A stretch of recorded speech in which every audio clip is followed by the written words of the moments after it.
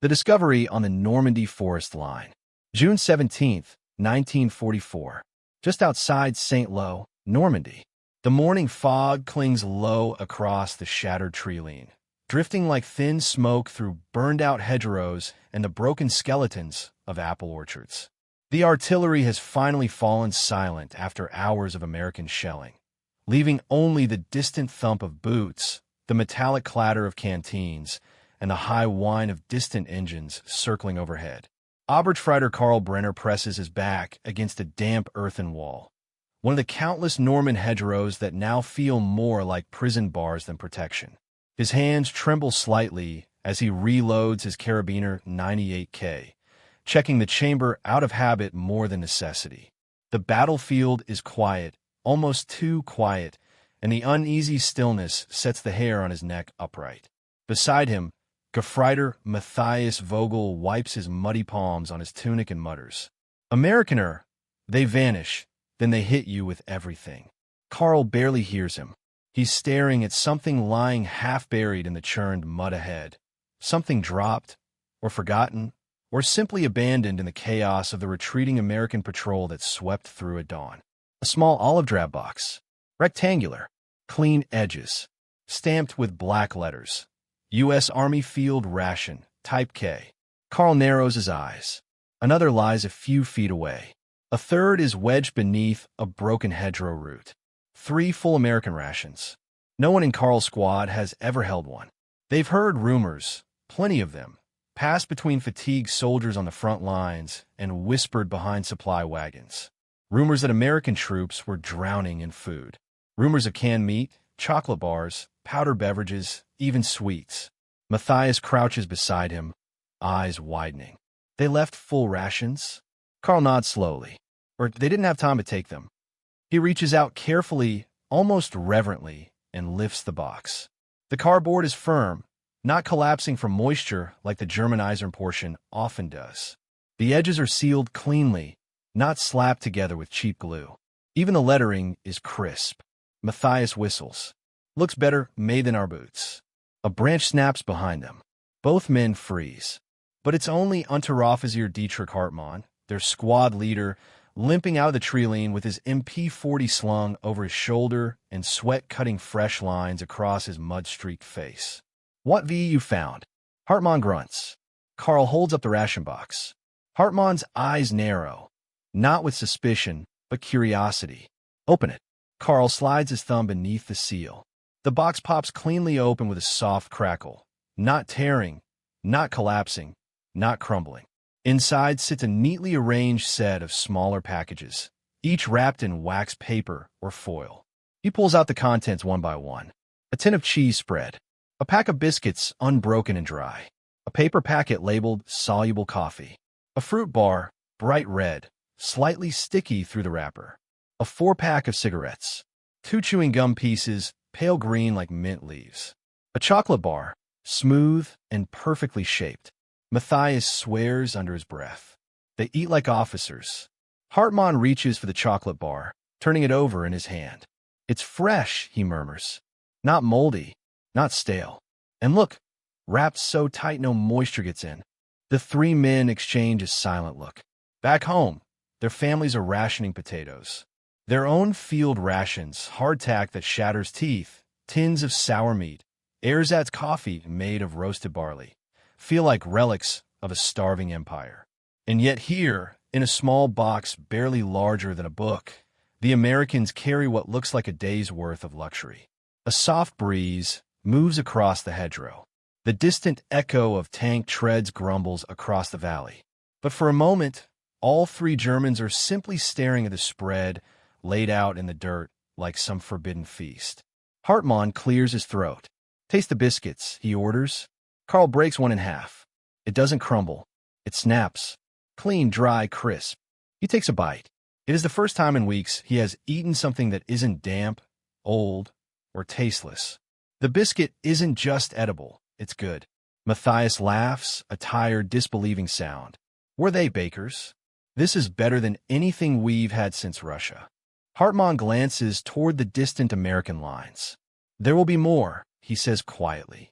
"Where one box is dropped, 100 more are being delivered.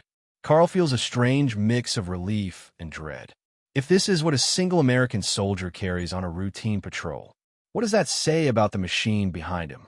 And for the first time, deep in the pit of his stomach, Carl feels the unsettling truth growing like a shadow. They are fighting a country that can feed its soldiers better than Germany feeds its people. Carl tucks the half-eaten biscuit into his bread bag, as if saving a treasure. But Matthias is already peeling open the cheese spread tin, wiping mud from the lid with his sleeve. The seal gives way with a soft metallic hiss, releasing the faint smell of actual dairy, creamy, salty, rich. A smell so shockingly normal that it feels almost unreal on a battlefield. Matthias dips a finger inside and tastes it. His eyes widen. Real cheese, real cheese. For a moment, he seems to forget the distant rumble of American armor, the cracked sky above them, even the throbbing ache in his blistered feet. He scoops another bit onto the biscuit. Hartmann snatches the tin from him before he eats the whole thing. That's enough. Brenner, try the drink packet. Carl picks up the small brown envelope labeled Instant Coffee, U.S. Army. The paper is smooth, thick, and strangely clean. It feels nothing like the thin, scratchy wrappers of German rations that tear if you look at them wrong. He empties the powder into his canteen cup. The granules dissolve instantly in a splash of cold water. Instant coffee. In seconds. Matthias watches it swirl, mesmerized. They can make coffee anywhere. Carl takes a sip. It's bitter, sharp, unmistakably real coffee. Nothing like the ersatz mix of roasted barley, acorns, or whatever else the Wehrmacht staff officers try to pass off as caffeine. Hartmann's voice drops low. This is why they fight like they do. Carl glances at him. How do you mean? Hartmann lifts the chocolate bar, holding it between two fingers. They have fuel, not just for their tanks, for their men. They feed them like prized horses before a race. He unwraps the chocolate and breaks it cleanly. The sheen on the surface is glossy, perfect. No white film from spoilage. No cracking. No bitterness. Matthias whispers, "What I'd give for a bar like that back home." Carl remembers the letter he received 2 weeks ago. His mother writing about ration cuts in Stuttgart. Bread lines. Butter impossibly expensive. Meat nearly vanished. And yet American soldiers are eating chocolate in the middle of a battlefield. He wonders if his mother has eaten anything sweet in months. He wonders if the Hershey factory in Pennsylvania can produce more chocolate in a week than all of Germany in a year. Hartmann pockets the chocolate bar. We divide it later. Just as he turns, a distant burst of American submachine gun fire rattles through the hedgerows. All three men drop to a knee. Hartmann raises his MP40, scanning the tree line. The forest goes still again. They wait, silent, listening. Then the sound fades. Carl exhales, but even as his heartbeat settles, he notices something odd, a faint sugary smell still clinging to his fingertips from the biscuit wrapper. A smell he hasn't known since his teenage years. It twists something inside him, nostalgia mixed with hunger and something like fear. Matthias breaks the silence first. How do they get all this here? The ships, the factories, the trains, everything. Hartmann rests the MP40 against his thigh. Because their country is untouched. Because they have steel, oil, food, everything. They have women working in their factories, thousands of them. They have machines that make more machines. They have farms the size of towns. He nudges the ration box with his boot. And because they can send this halfway across the world while we ration bread. That is the difference. Carl feels the weight of that truth.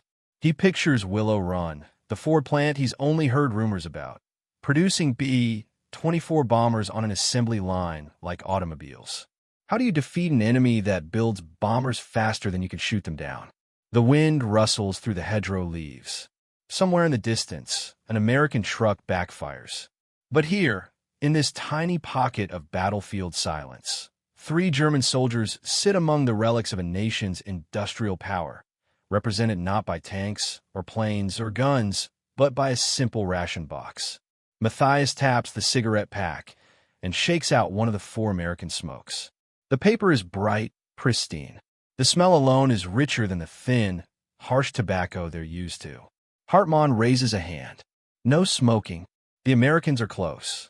Matthias begrudgingly slides the cigarette back into the pack as a reminder of what he could have enjoyed. Carl lifts one last item, the chewing gum. He stares at it as if it's some kind of sorcery. You know, he says slowly, they say chewing gum helps keep you alert. Helps clean your teeth. Helps.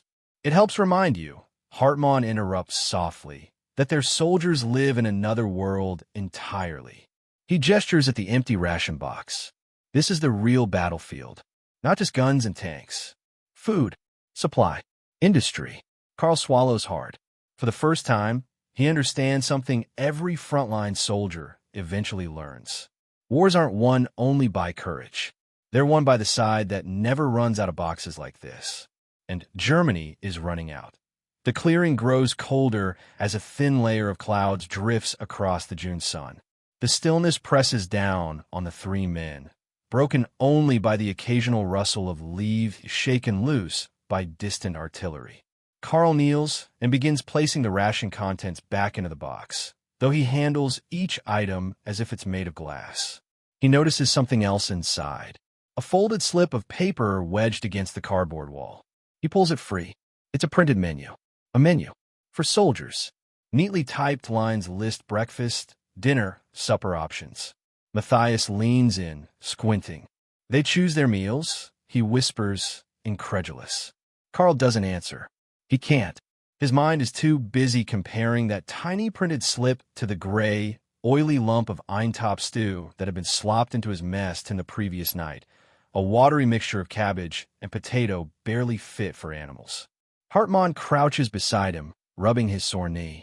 Put it away, he orders softly. This is a reminder. A powerful one. Carl slides the menu into his tunic pocket.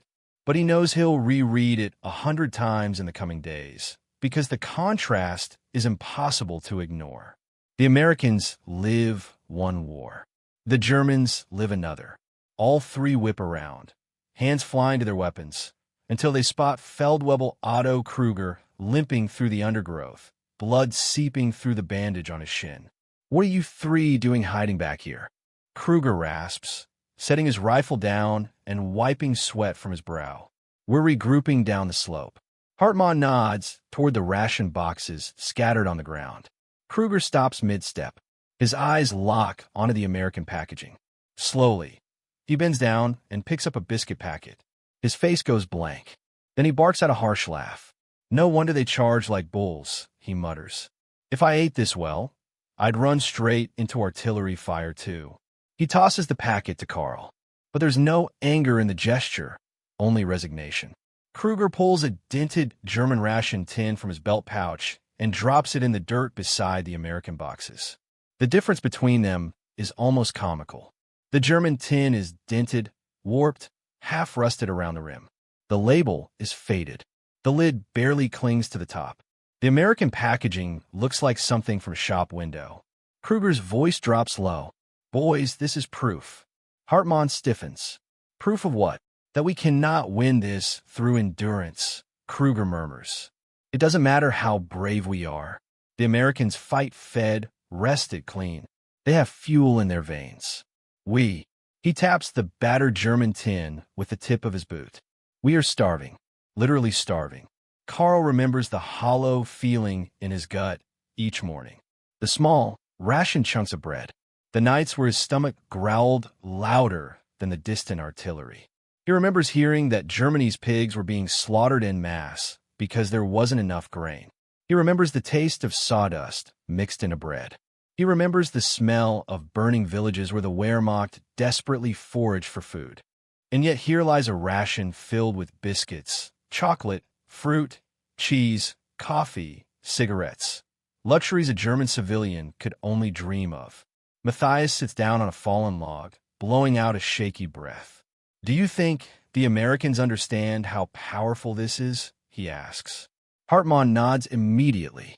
Oh yes, they understand completely. He kneels next to Carl, picking up the coffee packet. This isn't just food. This is strategy. Logistics. Industry. He tilts it in his hand. They can fly this in. They can truck this in. They can land crate after crate from ships that come by the hundreds. He looks Carl directly in the eye. This ration is a weapon. Carl swallows hard, because he knows it's true. How do you break men who eat like this? How do you exhaust an army supplied by a nation with endless farmland and factories? Kruger shifts his weight. We move, the Feldwebel says. The Americans will be back. But no one stands. For a long moment, the 4 German soldiers kneel in the muddy clearing, surrounded by the remains of American abundance. Like men awakening from a dream they didn't know they were having. Carl finally rises to his feet, slinging his rifle over his shoulder. But as he steps away, he glances back at the scattered ration boxes. Their olive-drab shapes stand out against the dark earth. Symbols of a truth he can no longer ignore. They are fighting more than soldiers. They are fighting a country that builds enough to feed an army better than Germany feeds its home front. The realization settles deep in his bones. The squad begins moving down the narrow, sunken farm lane carved between towering hedgerows. The earth is still damp with morning dew, and every step sends small trickles of mud sliding ahead of their boots. Carl walks in the middle of the column, his mind replaying the sight of the American ration box again and again. Its neat compartments, its clean packaging, its unbelievable abundance. As they descend the gentle slope, Hartmann raises a fist. The column halts instantly, silent, disciplined. Below them lies a small valley where a French farmhouse once stood. Now, only half a chimney remains, jutting skyward like a gravestone. A wrecked Sherman sits smoldering nearby, its turret blown open like the cracked shell of a colossal egg. But something else catches Carl's eye. Crates, dozens of them, all American, scattered across the churned soil near the destroyed tank. Some split open, some intact, some smashed to pieces by shrapnel. But one detail stands out, the incredible variety of labels. C ration, meat and beans. Type D emergency ration, U.S. Army. Soluble cocoa, bulk. Sugar, granulated 10 pounds. A treasure trove, or, more accurately, a supply node frozen in time by battle. Matthias whispers. They brought all this for one tank crew. Kruger shakes his head. No. This is nothing. A fragment. A drop. Hartmann surveys the field with grim fascination. This is how they fight, with roads full of trucks behind them, with engineers who build new roads when old ones are shelled, with depots stacked to the rafters. He gestures with his MP40. Imagine what we're not seeing. Carl doesn't have to imagine. He's heard stories filtering down the line, rumors of convoys stretching from the beaches to the front, of supply ships arriving so steadily that the Americans built entire temporary ports just to unload faster. But seeing the crates in person makes the stories real in a way no whispered rumor ever did. He steps carefully toward a broken wooden box lying half buried in the mud. Inside are dozens of small, foil-wrapped rectangles. He picks one up, turning it over. A D-ration chocolate bar. The infamous tough as a brick emergency food the Americans used to keep soldiers alive when nothing else was available. Matthias joins him, picking up another. They even have emergency chocolate, he mutters. For us, chocolate is a memory. The bar is dense, heavy, almost as solid as a stone. Carl cracks it against the inside of the crate just to test it. It barely dents. Kruger watches with a tired smirk. That one isn't for pleasure, he explains. It's for survival. But still, look how many they carry. Carl pockets the bar, not to eat, but because it's proof. Proof of a world where abundance is the norm. A distant engine growls to life. Hartmann snaps upright. Positions. The squad vanishes into the hedgerows like shadows. Rifles angled outward, eyes scanning the tree line. The growl grows sharper, louder, closer. Then a shape appears on the dirt road across the valley.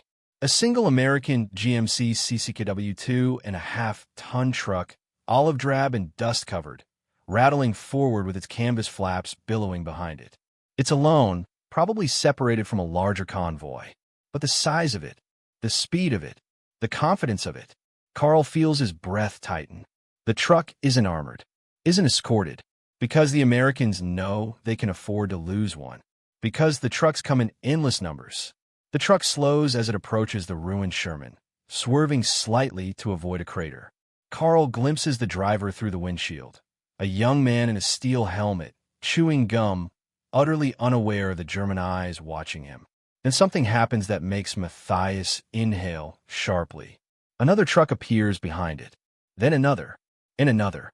A column of supply trucks, a dozen at least, rolling calmly through the valley as if the battlefield were simply a poorly maintained country road. Each loaded to the brim, each carrying enough supplies to feed entire battalions. Hartmann whispers, "They're not even afraid." Kruger grits his teeth. They don't have to be. For the next 2 minutes, the trucks rumble past. An army of wheels and steel and food and fuel. A tangible demonstration of American wealth. And for the first time since the war began, Carl fears not the bullets, but the math. When the last truck disappears around the bend, silence returns to the valley. But none of the German soldiers move. None speak, because they've all understood something no officer ever needed to explain. The Americans aren't winning because they're braver. They're not winning because they shoot better. They're winning because they can feed every soldier, fuel every vehicle, supply every gun, every day, without pause. Carl imagines the factories thousands of kilometers away. Huge, roaring, tireless, producing more supplies in a week than Germany can assemble in a month. He imagines the ships, the ports, the trains, the assembly lines of America. A world built for war long before the first shot was fired. He reaches into his tunic and touches the folded American ration menu, feeling the smooth paper beneath his fingers. And finally, the truth settles in him like cold iron. Germany is not losing because its soldiers are weak. Germany is losing because its factories are 0.7 months earlier. North Africa, February 1943. A scorching sun beats down across the ridges near Sidi Bou Zid as Oberstfreiter Karl Brenner trudges through the desert sand, boots filling with grit at every step. His uniform is stiff with sweat and dust. His canteen is nearly empty, and his stomach has been aching for days. The Afrika Korps has long joked that their supply lines are like threads stretched across the sea. Every man here knows the truth. Supplies vanish before they ever reach the front. Italian convoys are sunk. German ships divert endlessly to avoid Allied submarines. Fuel is life, and food is whatever is left over. But this morning, after a confused and chaotic skirmish with American armored scouts, Carl's platoon pushed forward into a shallow wadi and found something that none of them expected. Matthias calls out from behind a cluster of low rocks. "Carl, you need to see this." Carl approaches, blinking through the haze of shimmering heat. There, half buried in the sand, lies another miracle. More American rations. Boxes of them. Stacked. Unopened. Untouched. The squad gathers, swaying with exhaustion as Kruger wedges the butt of his rifle under a crate lid and pries it open. The smell hits them first. Not rot, not stale bread or spoiled tin meat, but sweetness, real sugar, chocolate, fruit. The men inhaled deeply, as if the scent alone could refill their empty stomachs. Hartmann mutters, "Are they feeding an army or throwing a banquet?" Inside the crates sit neat rows of U.S. ration cans, their labels crisp despite the dry desert wind. Beef stew, ham and lima beans, meat and vegetable hash. Matthias taps the top of one can. "You could build a house with these," he marvels. The metal is thick. Carl lifts one. It's heavy, almost absurdly heavy. Nothing like the thin, flimsy tins the Germans use, whose lids dent if dropped. Hartmann pulls out a small cardboard carton wedged between the cans, opens it, and reveals a D-bar, a high-calorie emergency chocolate. The same dense block they found in Normandy months later. Kruger cracks his knuckles and sighs. They feed their men like kings, even in hell. But the real shock comes next. Carl reaches deeper into the crate and pulls out something he hasn't seen in over a year back home. Real canned fruit. Pineapple. Peaches. Apricots. The labels are bright, colorful. American abundance in the middle of the Tunisian desert. Matthias groans hungrily. "Oh, God's peaches. I'd kill for peaches." Kruger hands him the can opener. Then open it before I decide you're the peaches. Matthias scrapes the tool around the rim, the metal peeling back with a hiss. The moment the lid pops, a rush of sweet aroma fills the air. Golden slices glisten inside, floating in syrup thicker than anything their field kitchens have ever served. The squad crowds around as Matthias tilts the can and lets the syrup pour into his mouth. His eyes close. His face goes slack. Carl takes a slice next. Cool from the night air, impossibly sweet. It's like biting into a memory of childhood. Hartmann lowers himself onto a rock, watching his men devour the peaches as if witnessing a holy ritual. This, he says quietly, is what the Americans bring to war. He gestures around them at the barren desert, at the endless sand, at the broken caravan of half-starved German supply mules. We fight with scraps. They fight with surplus. Carl looks down at the peach slice melting on his tongue. He has not tasted fresh fruit, or anything close to it, since leaving home. Back in Germany, fruit is rationed so tightly that most soldiers only hear rumors of it. His mother once queued 6 hours for a single banana. And here, in North Africa, the Americans treat it as field food. Matthias wipes his mouth, sighing. If they feed their men like this in the desert, he says softly, then what do they feed them back home? Hartmann rises, dusting sand from his hands. It doesn't matter, he answers. What matters is this. An army that brings peaches to the front line is an army that plans to stay. Carl lets the empty fruit can fall into the sand. The metal glints in the sun, a small, bright reminder of an enemy supplied by an entire continent of factories, farms, and wealth. He didn't know it then, but this was the first moment he realized Germany wasn't fighting an army. Germany was fighting America itself, its economy, its industry, its endless resources. And no amount of courage can fill an empty stomach. The heat in the North African Wadi begins to fade as the sun drifts toward the horizon, turning the desert sky into a smear of orange and red. Long shadows stretch across the sand. The squad rests in silence, the empty American ration tins lying around them like relics from another world. Carl sits with his back against a sun-warmed boulder, slowly rotating the heavy ration can in his hands. The embossed letters catch the last glints of fading daylight. It's strange, almost absurd, that something so small, so ordinary, could make him feel something close to despair. Hartmann crouches beside the wrecked crate, rummaging through what remains.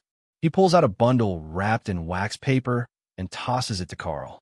Go on, the sergeant says. Open it. Carl peels back the wrapping. Inside sits an American ration accessory kit. Simple, but astonishing in its completeness. He lays the items out on his knee, one by one. A spoon, sturdier than any issued to them. A packet of sugar. A packet of salt. A can opener welded from solid steel. 2 pieces of chewing gum. A small sheet of toilet paper. A fresh cigarette pack tucked neatly at the bottom. Matthias whistles low. They even give their soldiers comfort, he mutters. Everything thought of. Everything provided. Kruger sits on a rock nearby, tightening the bandage on his leg. His voice is tired, gravel-coated. Rommel used to tell us, fight with speed, fight with surprise, fight with daring. He gestures at the American kits. But how long can daring win against this? Hartmann doesn't argue. He doesn't have to. Carl plucks one of the chewing gum pieces from a kit. He turns it over, feeling the smooth paper against his fingers. The tiny rectangle weighs almost nothing, yet feels heavier than any weapon he's carried. He unwraps it and places it in his mouth. A burst of sharp mint floods across his tongue. For a moment, the taste is so foreign, so clean, so civilized that the contrast feels cruel. The gum softens as he chews, and the flavor dilates through his senses like a reminder of a world far from this endless desert. It makes him think of home, of walking down Königstrasse in Stuttgart before the air raids, of seeing candy shops with glass windows, shelves filled with sweets he could never afford even then. Now, that world is gone. German civilians scrape by on ration stamps. Streets are dark. Shops are empty. But here, on a battlefield thousands of kilometers from America, Carl chews mint gum as if he's walking through a peaceful city. The gum was meant for an American soldier, a soldier whose nation produced millions of such pieces without a second thought. The realization strikes deeper than hunger. Germany cannot compete with this. Hartmann speaks again, his voice low. When we captured British supplies in 41, we were impressed. Tea, biscuits, tins of jam. It felt like luxury. He gestures at the American crates. But this is something else. This is a nation feeding its army as if starvation is unthinkable. Kruger nods. The Americans aren't improvising. They planned this. They prepared for this war long before they entered it. Carl runs his thumb over the cigarette pack. It feels sleek, perfect, untouched by moisture or heat. A small emblem of a country with more factories than Germany could ever bomb. Matthias crouches beside him, eyes fixed on the empty fruit lying in the sand. I think that can has more sugar in it, he says softly, than our entire company sees in a week. No one disagrees. The wind moves across the wadi, sweeping sand across the abandoned ration boxes. The desert is so vast, so empty, yet here lies undeniable proof of a truth the Wehrmacht never wanted to confront. Germany is fighting a superpower, not just in men, not just in weapons, but in output, in logistics, in sheer agricultural and industrial dominance. Carl feels something tighten in his chest. Not fear, not quite, understanding. The Americans don't win battles because their soldiers are better fed. They win because being better fed is a symptom of something far larger. An economy that never sleeps, never starves, never slows. He remembers a phrase whispered by a veteran at the front. The Americans can lose 100 tanks and replace them by next week. We lose 10. We feel it for months. Here, in the dying light of a North African evening, surrounded by empty crates and sticky fingertips, Carl finally sees the truth behind those words. A ration box is not just a meal. It's a declaration. We can do this forever. Can you? Matthias stands, dusting sand from his trousers. We'd better move before nightfall, he says. The Americans will return for their supplies. Carl nods slowly, pocketing the accessory kit. But as he follows the squad up the dune, he glances back one last time. The empty peach can glints in the sunset, a small, shining monument to the realization that has begun to take root in him. Germany is not starving by accident. Germany is starving because the enemy is a giant. Back to Normandy, the crumbling illusion. Normandy, June 1944. The evening fog settles over the hedgerows like a pale curtain as Carl and his squad move through the narrow, winding bocage path. The air smells of wet earth and cordite. The sky bruises into twilight. Every step feels heavier now, not from fatigue alone, but from knowledge. Hartmann raises a hand, and the squad halts. Not because of enemy movement, not because of danger, but because there, scattered along the roadside, lie yet more American ration boxes, split open by hurried hands or shrapnel bursts. Matthias mutters under his breath. They lose more food than we receive in a week. Kruger huffs, and they don't even bother to pick it up. Carl crouches beside a crushed K-ration pack, running his fingers over the wax cardboard. Despite the mud and the rain, it still holds its shape. Inside, the biscuits remain intact. The cheese tin hasn't even been punctured. He lifts another box from the dish. It's full, completely untouched. For a moment, he just stares at it, haunted by the memory of that North African peach glowing in the desert sun. Here in Normandy, months later, the feeling returns. A sinking realization, a contrast carved into his mind. In Africa, the ration was a miracle. Here in France, it is an avalanche. Kruger kneels beside him, shoulders sagging. These aren't special supplies, the Feldwebel murmurs. This isn't some rare find. This is every day for them. Hartmann nods grimly. If rations are falling off trucks, he says, that means they have too many to count. A distant thunder rolls, not from the sky, but from the east. American artillery. Slow, steady, methodical. A factory-like rhythm. Carl straightens and looks down the road where the sound echoes. They fire like they eat, he whispers. In abundance. The squad continues forward, carefully weaving through the hedgerows. But the atmosphere has changed. The silence among them feels heavier, filled with unspoken conclusions. As they round a curve, Carl spots more evidence of American supply. Discarded Spam tins, crumpled coffee packets, dented fruit can lids, even a full, untouched tin of corned beef lying half-buried. Matthias scoops it up and turns it over. "They're not even rationing," he murmurs. Kruger snorts. "They don't have to." Hartmann stops beside a roadside ditch and gestures at a heap of discarded packaging. "Look at this," he says. "This is the enemy's waste.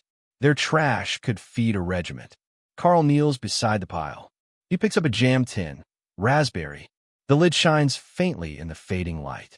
He touches the rim with his thumb. Still smooth. Still sealed. Not spoiled. Still good. His throat tightens. This isn't just food. This is capacity. Capacity to produce. Capacity to transport. Capacity to sustain endless war. The Germans fight with calculation.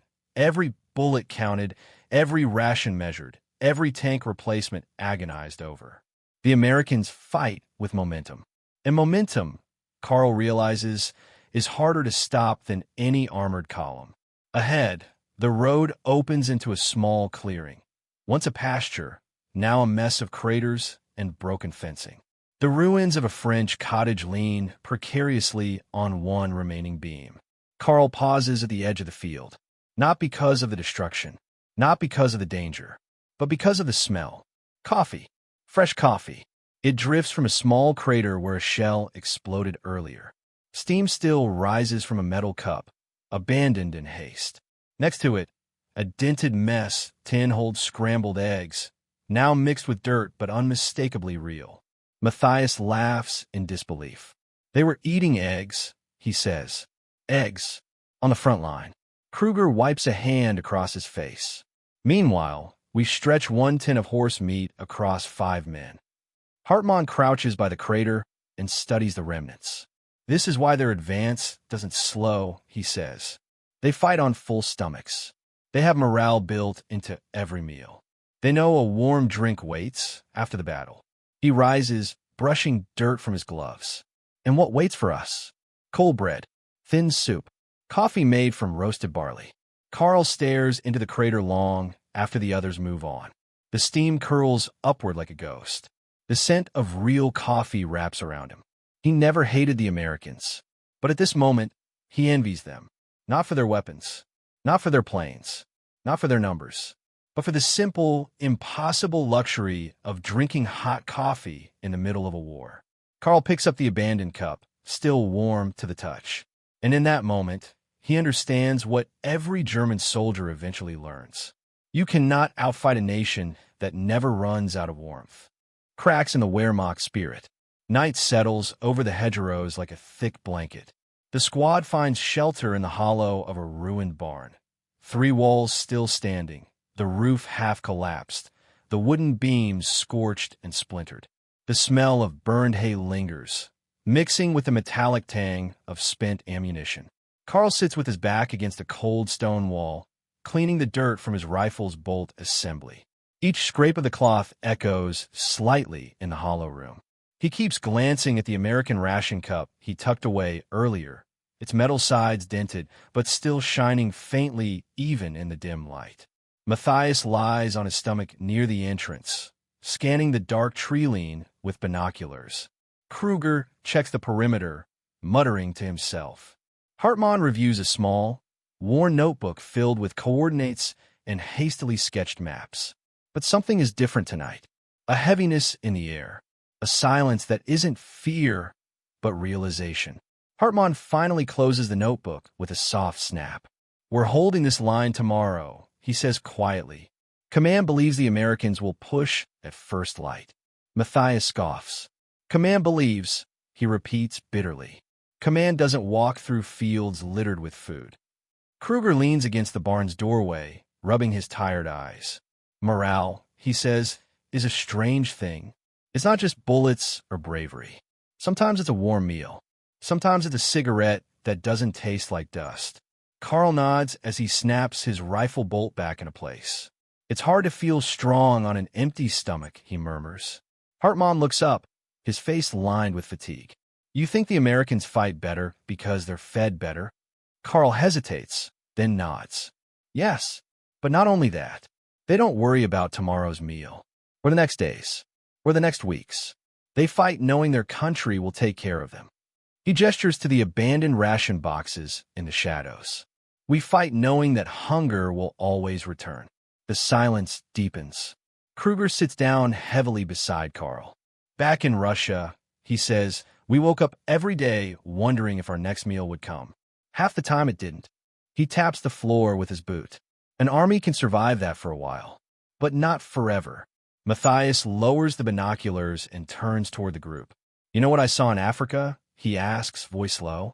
American soldiers laughing, joking, eating between skirmishes as if the war was a distant inconvenience. He gestures around the dark barn. When's the last time any of us laughed? No one answers. Outside, an owl hoots once, a lonely, echoing sound. The hedgerows stand like black barricades, twisting the moonlight into thin silver threads. Carl reaches into his tunic and pulls out the folded U.S. ration menu. He opens it slowly, letting the pale moonlight illuminate the printed words. Breakfast, biscuits, cheese spread, fruit, coffee. Dinner, meat, entree, biscuits, chocolate, cigarettes. Supper, crackers, canned ham, candy, powdered drink. He reads it again and again, as if trying to understand how such abundance could exist in a world being torn apart. Hartman watches him silently. It's more than food, Carl says quietly. It's a promise. Matthias frowns. A promise? Carl nods. A promise that they will not let their soldiers starve. A promise that their factories will not sleep. A promise that their supply lines will not break. Kruger exhales deeply. Our promise, he says, is survival. Hartman's jaw tightens. We keep fighting because that's what we know, the sergeant says. But the Americans, they fight because they can. He looks toward the black silhouette of the distant American lines. We've been told they are soft, that they are spoiled, that they don't have the will for war. He shakes his head. But soft doesn't march with trucks full of food. Soft doesn't land on beaches carrying chocolate in their pockets. Soft doesn't feed battalions as if hunger itself is an enemy to be crushed. Carl folds the menu and slips it back into his tunic. Soft, he says quietly, doesn't feel like the right word anymore. A sudden rustle outside snaps everyone to alert. Matthias raises his rifle. Kruger grips his dagger. Carl's heart pounds in his chest. A shadow passes through the barn's shattered doorway. Everyone freezes. Then, slowly, a skinny French farm dog trots into the room, nosing through debris, searching for scraps. It stops at a discarded American biscuit wrapper, sniffs twice, and gobbles the crumbs eagerly. Carl watches the dog eat. Even scavengers eat better from the Americans' leftovers. The room goes still again. This time, no one laughs. The unseen battle. Dawn creeps into Normandy slowly, seeping between the hedgerows in thin sheets of pale gold. The air is damp, heavy with dew, and carries the faint smell of manure from distant pastures untouched by the fighting. Birds chirp tentatively, as if unsure whether morning peace still exists in this war-torn corner of France. Carl wakes to the soft clatter of Hartman loading magazines. Matthias snores softly, curled beneath his overcoat. Kruger leans against the barn wall, sharpening his trench knife with slow, methodical strokes. But Carl feels something different this morning. A heaviness in his chest, like a stone pressing down from within. Not fear, not dread, understanding. He rises and steps outside, brushing hay from his uniform. The fog clings to his boots as he crosses the barnyard. The sky above is streaked with thin clouds that glow faintly pink. Then he spots it. Beside a broken cart, near the hedgerow, lies a fresh trail of torn cardboard. Thin strips of olive drab packaging scattered like breadcrumbs. More American ration boxes. He kneels and picks up a scrap. The letters are unmistakable. U.S. Army, meat and beans. Somewhere nearby, the Americans ate breakfast. Warm, heavy, protein-rich. His own stomach knots at the thought. He hasn't eaten since the stale bread and thin broth the previous afternoon. Matthias steps out of the barn behind him, rubbing sleep from his eyes. "You're up early," he mutters. Carl holds up the scrap of cardboard. Matthias sighs. "It's everywhere, like ghosts following us." Kruger joins them, stretching his aching leg. He squints at the trail of wrappings. "It's not ghosts," he grumbles. "It's supply discipline. They drop rations where they consume them because they know more are coming." Hartmann emerges from the barn last, fastening the strap of his helmet beneath his chin. "This," he says, nodding at the littered boxes, "is the real front line." Carl frowns. "What do you mean?" Hartmann gestures at the hedgerows. "You think the battle is over there?" he asks. "Where the bullets fly?" He taps the crushed ration tin with the toe of his boot. "No, the real war is here." Carl looks down, confused, unsure. Hartmann continues. "Imagine two armies," he says. "One fights on full stomachs, steady hands, clear minds. The other fights hungry, tired, half-fed." He looks directly at Carl. "Which one lasts longer?" Carl swallows. Hartmann answers for him. "The one that eats." A sudden crack splits the stillness. A rifle shot, then another. The squad instantly drops to the ground, scrambling behind debris and overturned farm equipment. Matthias presses his cheek to the dirt, scanning the hedgerow line through his rifle sights. Kruger hisses, "Americans." A patrol. Carl's heart pounds as he crawls behind a stone trough. He peers over the edge just long enough to see movement through the fog, dark silhouettes shifting in the distance. But something catches his eye even more than the rifles the Americans are carrying. They move easily, confidently, like men who slept well and ate well. Matthias whispers. "They're not even cautious." Hartmann grunts. "Why would they be?" They know they have supply trucks behind them. Food, ammo, reinforcements. Carl's hands tighten around his rifle. The contrast hits him like a blow. These Americans, fed, warm, alert, move with the ease of athletes preparing for a match. He and his squad, cold, hungry, exhausted, move like men dragging chains. The unseen battle is already being lost. Hartmann gives the signal. They fall back slowly, slipping through the hedgerow tunnels that only the Germans seem to navigate with ease. As they retreat, Carl hears the Americans behind them, laughing softly between commands. One voice drifts over clearly. "You guys want the last biscuits?" "I'm stuffed." Carl freezes. Stuffed. The Americans are full on the front line, full enough to leave food behind. Matthias clenches his jaw. "That's it," he mutters. "That's the part that breaks you. Not their rifles. Not their tanks." He grips the hedgerow roots. "It's hearing they're full while we haven't tasted meat in days." Kruger nods grimly. "Their stomachs are their morale. Ours is our weakness." Carl's mind flashes. North Africa, the peaches glistening in syrup. Normandy, the steaming cup of coffee abandoned at dawn. The endless trail of rations littering the countryside. The evidence is undeniable, overwhelming, brutal. The Americans don't just bring food to war. They bring certainty. Certainty that supplies will arrive. Certainty that hunger is not the enemy. Certainty that their bodies will not betray them before the next battle. Carl feels that certainty like a shadow creeping across his thoughts. He whispers, barely audible. "They can fight forever." Hartmann hears him. He doesn't argue. He just nods. Because for the first time, every man in the squad understands the same terrifying truth. The war won't be lost by gunfire. It will be lost by logistics. And that defeat has already begun. The squad slips deeper into the hedgerow tunnels until the gunfire fades behind them. The narrow passageway is thick with tangled roots, damp soil, and the earthy scent of crushed leaves. Carl moves carefully, his boots sinking into soft mud, his breath visible in the cool morning air.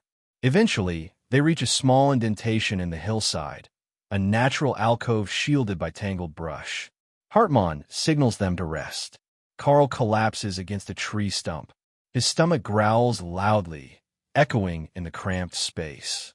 Matthias pulls a small linen pouch from his coat. He opens it and pours what remains of yesterday's ration onto his palm. A single piece of hardtack, a thumb-sized lump of gray-brown sausage. For grains of coarse salt, That's breakfast, he mutters, dividing the meager scraps. Kruger grimaces as he chews the hardtack. This isn't food, he says. It's punishment. Carl forces down the sausage. It tastes like fat and ash. A thought crosses his mind. A cruel, unspoken comparison. And he looks away. He can still smell the American coffee drifting through the morning fog. Hartman sits opposite them, his helmet pushed back slightly.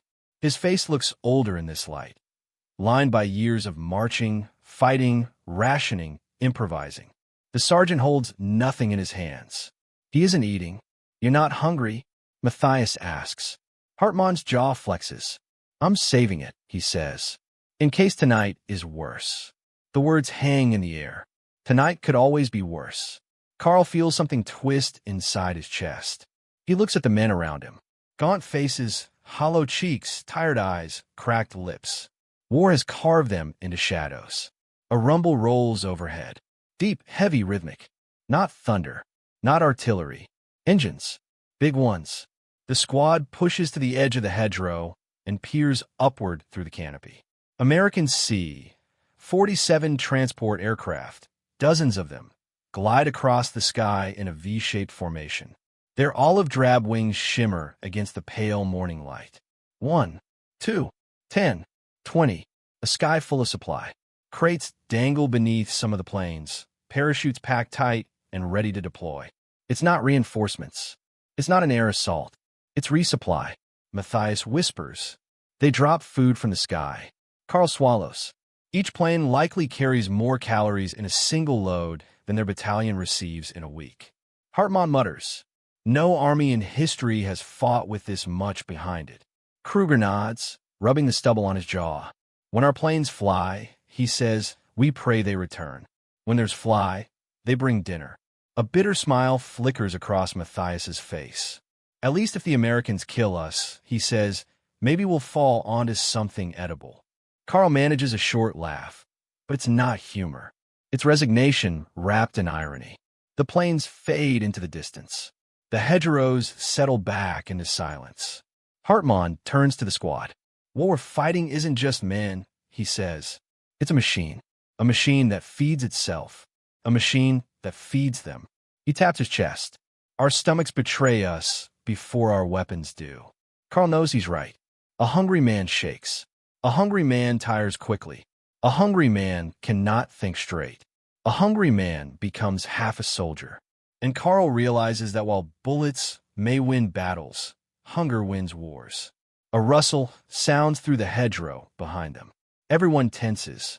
Then a familiar figure steps out of the brush. Unteroffizier Muller, mud-streaked and sweating, carrying something wrapped in his cloak. Patrol, Muller pants. We took casualties. Lots of them. Hartman stiffens. Weapons? Ammo. No, Muller says. Worse. He unwraps the bundle. Inside lie 3 Wehrmacht bread bags, liters of stale crumbs at best. One has a few spoonfuls of barley porridge inside. The other 2 are nearly empty. That's all the kitchen wagon could send, Muller whispers. Matthias's face falls. Kruger spits on the ground. Hartman closes his eyes.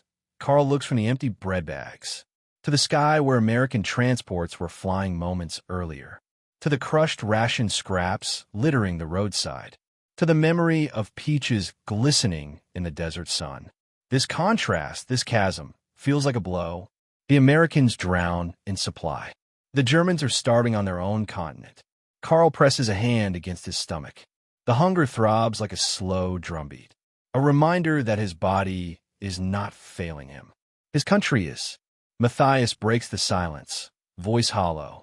So what happens when men realize the war is over, but the fighting isn't? Hartman looks at him for a long moment.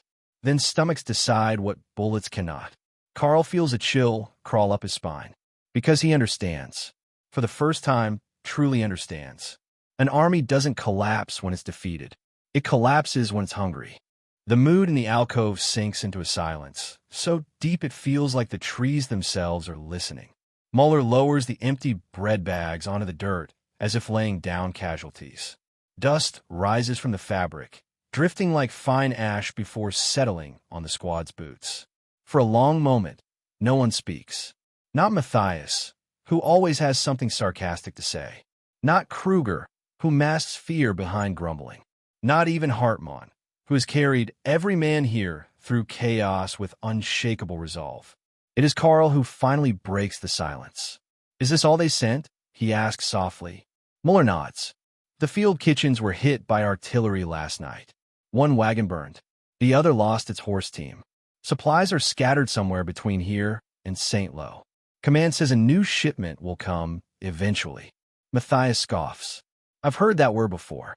It meant nothing then and less now." Kruger rubs his temples.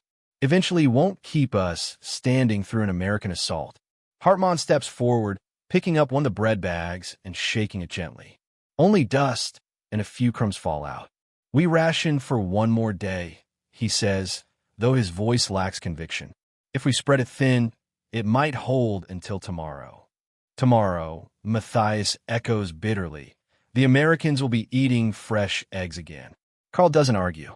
The truth is too obvious to deny. He checks the last compartment of his bread bag. There's a sliver of hard cheese, old, cracked, beginning to sweat in the humidity. He breaks it in half and hands a piece to Muller, who hesitates only a moment before taking it. The taste is sharp and sour on Karl's tongue, with a waxy bitterness that lingers unpleasantly. Yet he chews it slowly, as if savoring something far more luxurious. Hunger turns even scraps into delicacies. The squad settles again, conserving energy. Outside, the fog is lifting, revealing the cross-hatching maze of Normandy hedgerows, each one a natural fortress. Karl leans back, exhaustion dragging at his eyelids. But sleep doesn't come. Instead, hunger buzzes in his mind like static. Constant, insistent, impossible to ignore. A faint rustle echoes from deeper within the alcove. Karl turns and finds Muller crouched by a small wooden crate he must have discovered beneath a collapsed section of the barn wall. Muller pries at the lid with a rusted hinge pin. "What is it?" Hartmann asks sharply. Muller's face tightens. "I don't know. Something left by the French. Or maybe dropped by a retreating unit." The lid gives way with a crack. Inside the crate lies a heap of moldy potatoes, half-rotted and soft, a handful of onions, a crust of bread hardened to the density of stone. Matthias snorts. "A feast," he says sarcastically. But Karl sees the truth. Even garbage becomes valuable when the stomach is empty. Hartmann picks up one onion, turns it over, then sets it down. His voice sounds older, defeated. "This is what we've become," he murmurs. "Hunters of scraps." Kruger shrugs. "Better scraps than nothing." But Karl hears something in the older man's tone, a tremor just beneath the surface. It isn't fear of the Americans. It's fear of hunger, a fear older than war itself. Minutes pass, maybe an hour. The sun finally breaks through the fog, casting long golden beams into their alcove. But the light doesn't warm them. It only reveals how thin and tired they all look. Matthias rubs his hands together. "You ever wonder," he says, "how the Americans see this war?" Hartmann looks at him, skeptical. "What do you mean?" Matthias picks at the dirt beneath his fingernails. "To them, it's a job, a duty, a mission, but they go to sleep full. They wake up full. Their stomachs never argue with their orders. For us, hunger is another officer, a crueler one." Karl nods slowly. He's felt that officer's authority more fiercely than any command from Berlin. Hunger dictates when he can run, how quickly he reacts, how clearly he thinks, how strong he feels. Hunger has become part of the battlefield. Kruger leans closer to the group, speaking just above a whisper. "You know what I heard from prisoners in Sicily?" he confides. "They said American soldiers throw away more food than they eat. Not because it's bad, but because there's simply too much of it." Matthias swallows hard. "That's not an army," he says. "That's a moving city." Karl thinks back to the endless line of supply trucks rumbling past the valley earlier, more abundant than anything he's ever seen. "There's a saying," he murmurs. "An army marches on its stomach." Hartmann nods. "It's true. But what happens when one army's stomach is full?" He looks at their own empty bread bags, and the other army's stomach is a hollow pit. No one answers, because every one of them already knows. The wind shifts, carrying faint American voices from beyond the hedgerow. Laughter, boots on gravel, the clatter of metal mess kits. Carl listens, heart heavy. They sound confident, relaxed, human. He imagines their breakfast sizzling on a field stove. Eggs, bacon, biscuits warmed over a flame. Pots of real coffee. A supply officer opening crates with a grin, knowing more will come tomorrow. Carl's own stomach twists painfully. That is when he understands the whispering thought that has been circling him for days. Maybe the war is already over for us, and our stomachs realized it before our minds ever could. He lowers his head, pressing a hand to his hollow midsection. In the quiet, hunger whispers again. And this time, Carl listens. The voices beyond the hedgerow drift closer, unhurried, steady, almost cheerful. American English rolls through the morning air, broken by the occasional clatter of gear or the unmistakable creak of a heavy pack. Carl freezes where he sits, listening. He's heard Americans before, shouting in battle, barking commands during an assault, cursing through gunfire, but never like this. Never casually. Never like men strolling through a place they already own. Hartmann lifts a hand, signaling the squad into silence. The footsteps approach, crunching gravel, soft laughter, metal canteens brushing against webbing. Then a voice rings out clearly, young, carefree, almost amused. Hey, you want the rest of this? I'm full. Can't eat another bite. Carl closes his eyes. That single sentence hits harder than any artillery barrage. Another voice answers, chuckling. Sure, toss it here. Man, these K rations are way better than what they gave us last month. Something crinkles, cardboard being opened. More laughter. Kruger whispers through clenched teeth. They're full. On the front line. Matthias squeezes his eyes shut. I'd give anything to feel full again. Hartmann doesn't speak. His jaw tightens. His eyes flick toward the hedgerow, as if calculating whether they can withdraw without being seen. But the truth is already here. The Americans aren't even hunting them. The Americans don't need to. Their power radiates through the very way they move. A shadow passes across the hedgerow opening, a silhouette wearing an American M1 helmet. Carl holds his breath. The soldier pauses just meters away, leaning against a tree trunk. They can see his profile through a small gap in the leaves. Young, perhaps 20, clean-shaven, cheeks full, uniform neat. He holds a sandwich in one hand. A sandwich. Carl stares in disbelief. 2 slices of soft white bread. Something Carl hasn't tasted in years. Stuffed with canned meat and spread thick with something pale and creamy. Mayonnaise, perhaps. Or cheese. The American takes a slow, careless bite, closing his eyes as if savoring every second. Carl's heart feels like it's cracking inside his chest. For a moment, he isn't in Normandy. He's a boy again, standing in his mother's kitchen, smelling fresh bread as she slices it. Before ration books, before the shortages, before the hunger. He blinks, and the memory dissolves. The American soldier shifts, wiping crumbs from his lips. Then he pulls a chocolate bar from his pocket. Hershey's smooth and intact.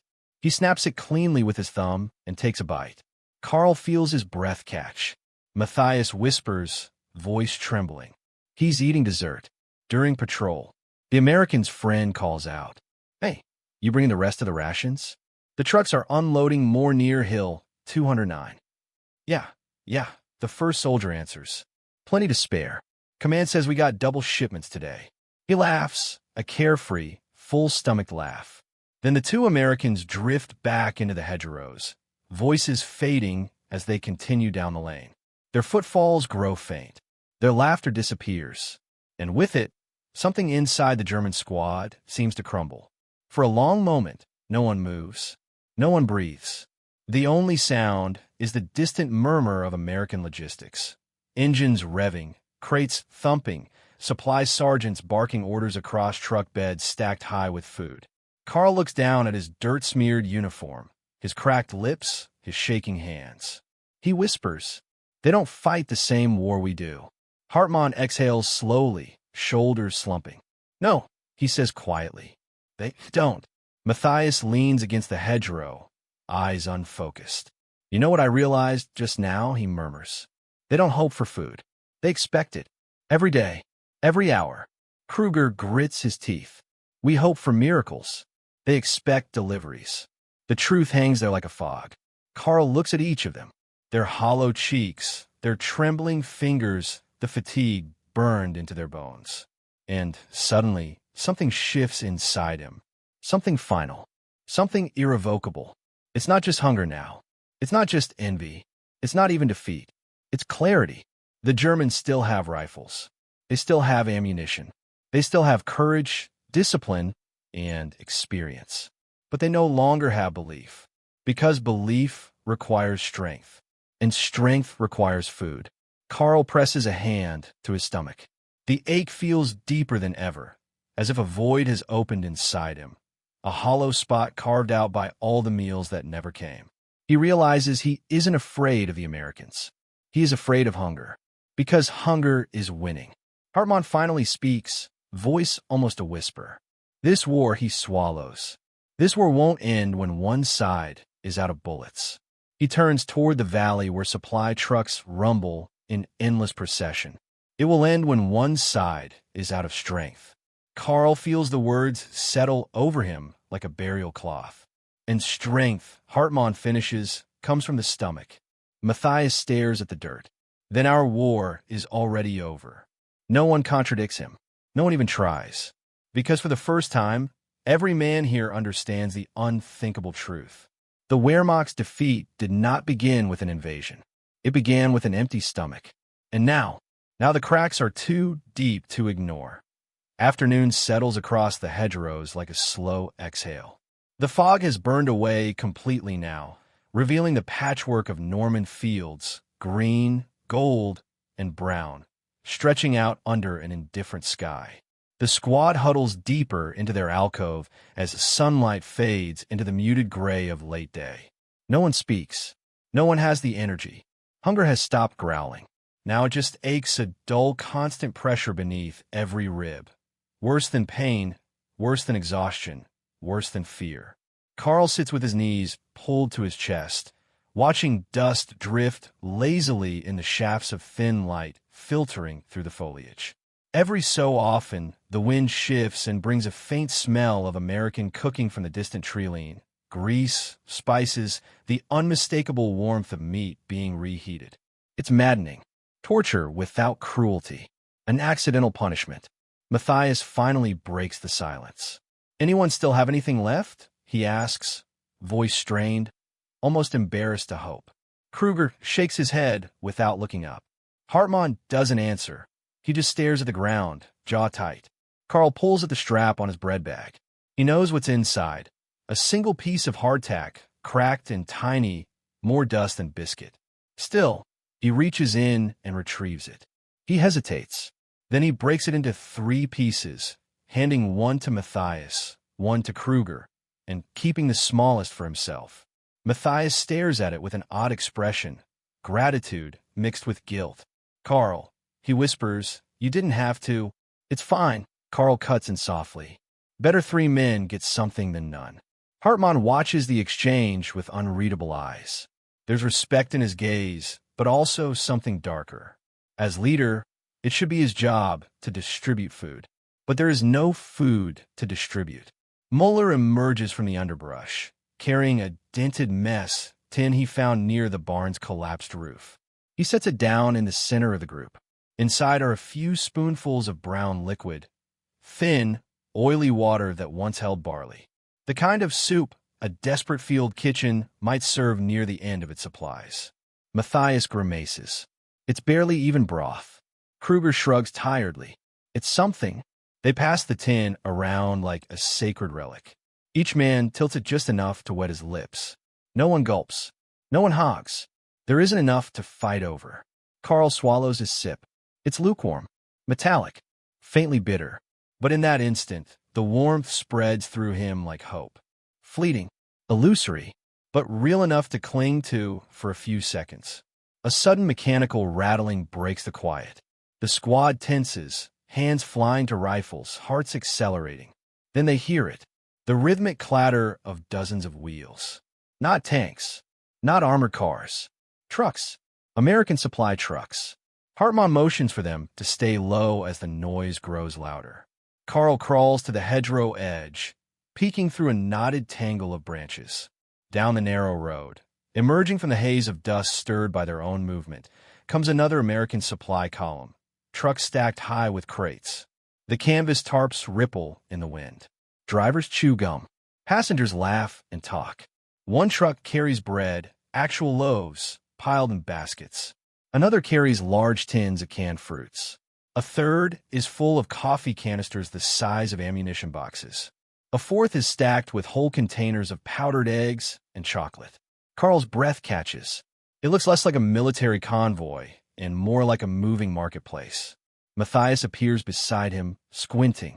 There's enough food in that one column, he murmurs, to feed the entire division. Kruger shakes his head. That's just breakfast. The joke lands flat.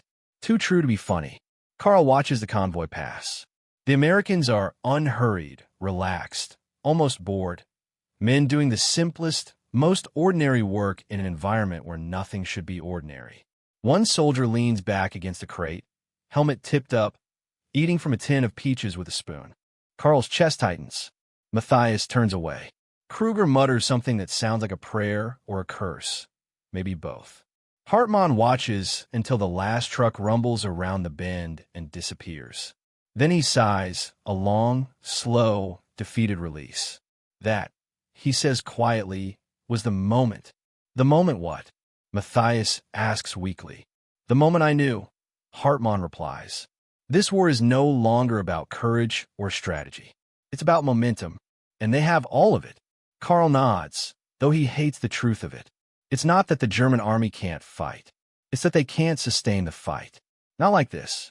Not against a nation that feeds its soldiers like champions, that treats food as a weapon, that replaces every crate the moment it's opened. Matthias rubs his eyes with trembling fingers. How long can we keep going like this? He asks. Hartman doesn't hesitate. Until hunger decides. Carl feels the words settle like stones in his stomach. Heavy, immovable. Hunger decides. Not bullets. Not bravery. Hunger. The unseen enemy. The quiet executioner. And it has already found them. Evening creeps over Normandy with the slow inevitability of a closing hand, the sky dimming into a bruised violet streaked by thin gray clouds. The squad remains in their alcove as shadows stretch long across the earth. No one suggests moving. No one has the strength. They conserve every scrap of energy, every breath, every heartbeat. Carl's stomach feels twisted into knots. Hunger no longer pulses. Now it lingers like a sickness, making his limbs feel brittle and his mind foggy. Hartman sits with his back against a tree trunk, helmet tilted forward. His eyes are open but unfocused, calculating, always calculating. Matthias rubs his arms for warmth. Kruger curses under his breath once every few minutes, as if the simple act of swearing keeps him tethered to consciousness. Muller dozes lightly, rifle still clutched in his hand. Then suddenly, another smell drifts in on the breeze. A smell so rich it feels almost impossible. Meat. Hot. Savory. Seasoned. Every head lifts. Matthias's eyes widen. That can't be real. Carl inhales again. It is real. Somewhere beyond the hedgerow, Americans are preparing their evening meal. The scent grows stronger, fat sizzling, spices carried on the warm air, something like onions frying. It hits them harder than gunfire. The Germans stare into the brush, like starving wolves listening for a wounded animal. Each breath feels painful, torture made of aromas. Muller whispers, "Are they cooking stew?" Kruger nods stiffly. Or chili. Or beans. Something thick. Matthias laughs once, dry and humorless. Imagine, he says. Stew. On campaign. Hot stew. Carl feels dizzy. His mouth waters uncontrollably. He swallows hard, but the ache only deepens. Hartman lifts a hand, steadying himself on the tree behind him. We need to move, he says quietly. If we stay here, the smell alone will break us. But no one moves, because the smell is the only warmth they've had in days. It is unbearable and irresistible. hope and cruelty in the same breath. Carl closes his eyes, and suddenly he is somewhere else entirely. His mother ladling thick potato soup into a chipped porcelain bowl. The kitchen warm with steam. Bread fresh from the oven. A winter night outside. Safety. Relief. Fullness. He opens his eyes. The memory shatters like glass. He is in Normandy. The soup belongs to another army. And that warmth will never come. Hartmann forces himself upright a few inches. We need to scout the perimeter, he says. Now, before nightfall. Brenner, Vogel, you're with me. Carl doesn't argue. If he stays, he might collapse. They slip through the hedgerow, moving silently along narrow dirt paths bordered by thick walls of earth and tangled roots. The shadows grow deeper. The air cools rapidly, but the smell follows them. Every step, the aroma of cooking food seems to haunt the hedgerows, carried on the wind like a taunt. Carl's stomach cramps sharply. Matthias mutters, "This is madness. We're supposed to fight? Like this?" Hartmann doesn't answer. They reach a rise overlooking a shallow valley where American tents are tucked between hedgerows. Carl parts a branch and peers through. The scene hits him like a blow. American soldiers sit at portable stoves. They stir steaming pots. They ladle thick stew into metal bowls. Some laugh. Some sing. Some lean back and close their eyes with satisfaction as they eat. They look warm, rested, powerful. And then Carl sees something that makes his breath stop. An American supply sergeant stands beside a stack of open crates, throwing away food. Actual food. He tosses bruised apples into a dish. Bread crusts. Spoonfuls of beans from a dented pot. Even half a tin of peaches. They fall carelessly into the mud. Matthias makes a choking sound beside Carl. Half despair, half disbelief. They're throwing it away, he whispers. Kruger, watching from behind, mutters, "If I had one bite of that, I think I'd cry." Carl doesn't speak. He can't, because in that moment, something inside him, something he thought unbreakable, finally gives way. It's not jealousy. It's not anger. It's not even hatred. It's resignation. Hartmann slowly lowers his binoculars. "This," he says quietly, "is the difference between nations." Carl turns to him. "What do you mean?" Hartmann gestures at the valley. One army fights war. The other army supplies war. He breathes out slowly, and supply always wins. Carl swallows, throat tight. He realizes Hartmann isn't giving a tactical assessment. He's giving a eulogy. For their strength. For their hope. For everything they believe their country could still achieve. Matthias wipes at his face with a shaking hand. "How do we fight tomorrow?" he asks softly. Hartmann looks toward the men below. Fed, warm, confident. "We don't," he says. "Not really. We just endure until we can't anymore." The words fall heavy as lead. Carl feels the weight settle into his bones, cold and irreversible. For the first time since the war began, he understands how it ends. It ends when a soldier looks at his empty hands and realizes they cannot carry both a rifle and hunger into the same battle. Darkness descends fast in Normandy, swallowing the hedgerows in heavy black shadows. The sky dims to a deep slate blue, dotted with the faintest trace of stars.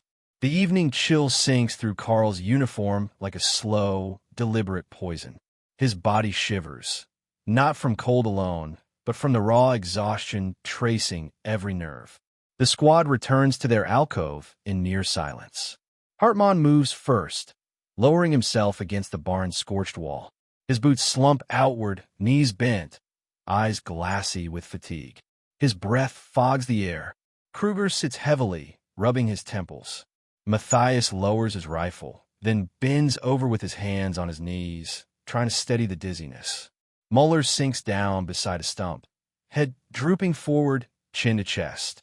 Carl stands for a moment before sitting, feeling his legs tremble beneath him. Something has shifted since the last time they gathered here. Something subtle, something dangerous, an unspoken tension, like the pause before a rope snaps. Muller breaks first. "We can't fight tomorrow," he says, voice cracking. "Look at us. We can barely stand." No one responds. Not even Hartmann. Muller presses on. I'm serious. If the Americans push even lightly, they'll break us. Do you think hunger cares about orders? Do you think your body listens to command? Matthias lifts his head slowly. No one's disagreeing with you, he mutters. Kruger snorts, though there's no humor in it. Even if they do push, he says, it won't matter how fast we can run. Our bodies run on fumes. Carl rubs his eyes. He feels everything Muller is saying. He feels it in his bones, in the tremble of his hands, in a hollow ache inside his stomach. Hunger isn't just discomfort now. It's insurrection, a quiet mutiny inside every muscle and vein. He tries to swallow, but his throat feels dry as paper. Hartmann finally speaks. We'll do what we can, he says softly. We always do. But even he doesn't sound convinced. Matthias looks at him with a strange expression, pity mixed with helplessness. There's nothing left to do, Matthias murmurs. We're not soldiers anymore. We're starving men with rifles. The words sting, because they are true. A distant American shout cuts through the night. Then laughter. Then the unmistakable clatter of metal lids. Pots being cleaned, utensils clinking, plates stacked. Dinner is over for them. A warm meal before rest. A full stomach before sleep. Carl presses a hand to his hollow belly. The ache flares sharp, immediate, desperate.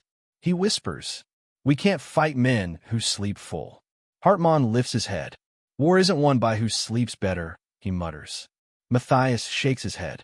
No, but it's lost by who collapses first. Another pang of hunger stabs Carl's midsection. He hunches over, trying to hold the pain back, but it's no use. Hunger is not a force that can be restrained. Muller pulls something from his coat pocket. It's a tiny strip of dried meat, the last remnant from a ration 2 days old. He places it on the dirt before the group. One piece, he says. That's all I have. No one reaches for it. No one dares, because taking it would mean admitting just how desperate they are. Kruger picks it up and tears it into 5 microscopic pieces, dropping one into each man's palm. Carl stares at the sliver, dark, brittle, barely the size of his thumbnail. He places it on his tongue. It tastes like nothing. A faint whisper of salt, a memory of meat. But the act of eating, however tiny, calms something inside him. For a moment, the pain dulls. Just a moment. Hartmann looks around the group, his men, his responsibility, his burden. He speaks in a quiet, almost reverent tone. Listen to me, he begins. You may not believe it, but this is how armies die. He gestures to their sunken faces. Not in one battle, not from one defeat, but from this. Matthias nods, eyes distant. Hunger doesn't kill you quickly, he murmurs. It kills you by stealing pieces, little by little. Kruger adds bitterly. It steals tomorrow first. Carl feels the truth of those words echo inside him. Hunger steals tomorrow.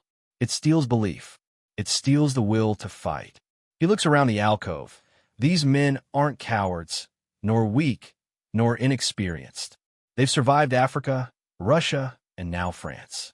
They've endured artillery, tank assaults, ambushes, and hell. But this empty, devouring ache, is breaking them in a way bullets never could. Carl whispers, how do you fight when you can't even think straight?